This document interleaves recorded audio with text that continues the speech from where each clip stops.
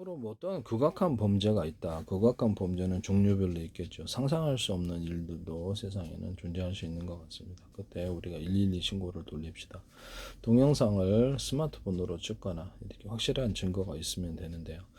그것을 일단 하는 방법은 주위 사람들에게 무작위로 뿌려버리는 방법이 있습니다. 그래서 무작위로 아무거나 눌러서 동영상을 스마트폰 동영상을 이렇게 많이 보낼 수 없는데요. 이렇게 해서 최대한 뿌려버리고 주위 사람들을 뿌려버리고 유튜브나 페이스북 같은 데 올려가지고 공개화시키고 모든 사람이 같이 30사람, 40사람, 100사람, 10사람이 또 동시에 올려보내면 사건은 안 될 수가 없어요.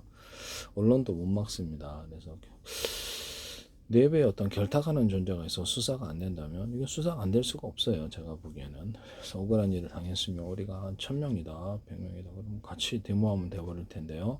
한 사람이라도 가서 데모할 수 있어요. 광화문 대거리에서. 저도 예전에 그런 적이 있습니다. 플래카드 붙여놓고 어떤 신문사에서 돈을 납부면도 못 받아가지고 한국일보에서 그랬어요. 한국일보, 문화일보도 갔는데 이렇게 돈을 어느 정도는 받아왔는데 못 받아왔습니다. 지금까지. 나중에 다 배상해 주시길 바랍니다. 여러분 참 억울한 부분이죠. 그래서 납품액도 컸는데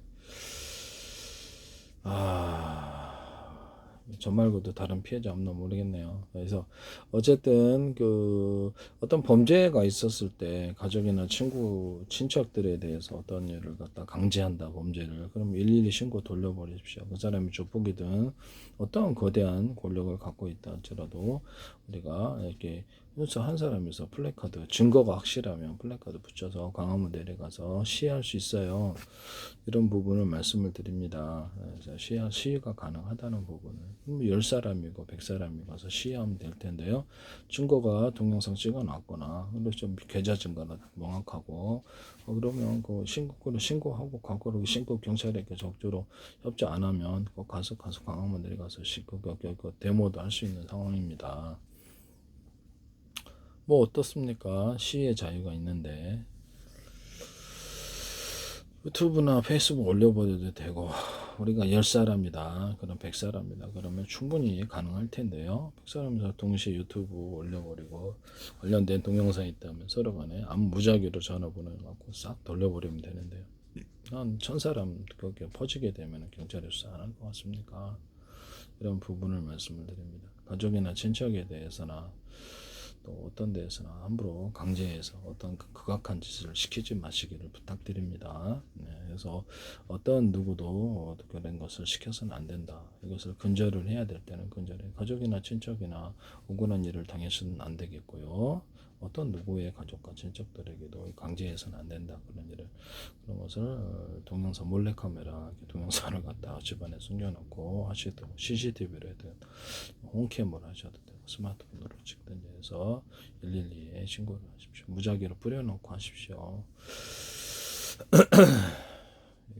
그래서 무작위로 뿌려놓고 다시는 자기 어떤 존재들이 극악한 범죄를 시시하지 극악한 범죄가 있어서는 안 되겠죠. 그런 일을 만약 억울하게 강제를 당한다면 그걸 강제할 수도 있잖아요. 사람 협박해서 그러면 내가 자칫하면 내가 사법 처리되겠구나라는 생각을 하시고 112를 좀 두렵더라도 자기가 좀 불이익을 당할 것 같아도 더 큰 문제가 생긴다는 거죠. 형사적인 문제로 그것을 112를 돌리시기를 바랍니다. 112를 돌려서 신고하는 선택을 하시기를 부탁드립니다.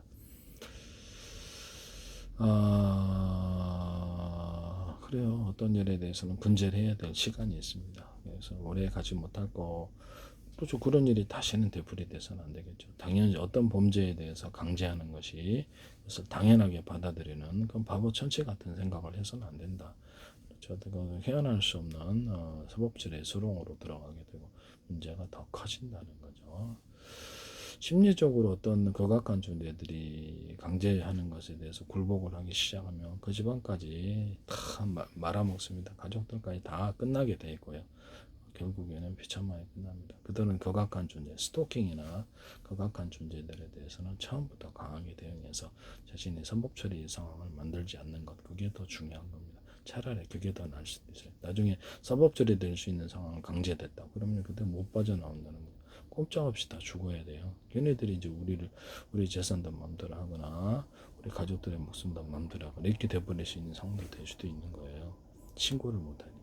신고를 처음부터 활성화시켜서 어떤 범죄에 대해서 이것을 누가 이렇게 한다 그러면 녹음도 하시고 그것을 112 이렇게 동영상 이렇게 물론 이렇게 해서 몰래카메라도 상관없다고 생각합니다. 그래서 일단 저게 필요하면 내가 생존의 위험이 있는데 스마트폰 녹음하다 들키면 어떻게 목숨이 왔다 갔다 하면 조폭들 같은 경우 그런 게 있을 수 있잖아요. 그러면 적대로 신고 들어가면 조폭도 어쩔 수 없는 거예요. 그래서 이런 부분을 처음부터 신고에 들어가는 선택을 하십시오. 어리석게 그들이 들어줬다고 사법 처리형을 당하거나 가족까지 신고다 위험한 상황으로 몰아넣을 수 있어요. 처음부터 강하게 이건 도저히 안 된다. 그 다음에 나 이제 사법 처리 낼 수 있는 상황으로 나를 몰아가는 게 아니야. 이런 생각도 해보셔야 돼요. 적극적으로 대응하셔야 됩니다. 그래서 이거 나 꼼짝없이 우리 집안까지 다 죽는데 이런 생각을 해보십시오. 가끔 위험한 사람들과는 그로 가까이 하지 마세요. 어떤 범죄에도 참여하지 마십시오. 어떤 범죄도 참여하면 그것이 곧바로 나 인생을 곧바로 위험의 나락으로 떨어뜨리거나 내가 내 혼자 힘으로 그것을 통제할 수 없거나 해결할 수 없는 상황이 온답니다. 이런 부분을 처음에 일이 커지기 전에 그것을 약간 불이익이 당할 것을 두려워하지 말고 그래서 미연에 댐 하나가 완전히 터지기 전에 딱 그 구멍만 막으면 된다. 그럼 그 구멍만 막을 수 있을 때 그 정도의 리스크를 감안하시고 그쪽을 선택하셔야 된다는 거.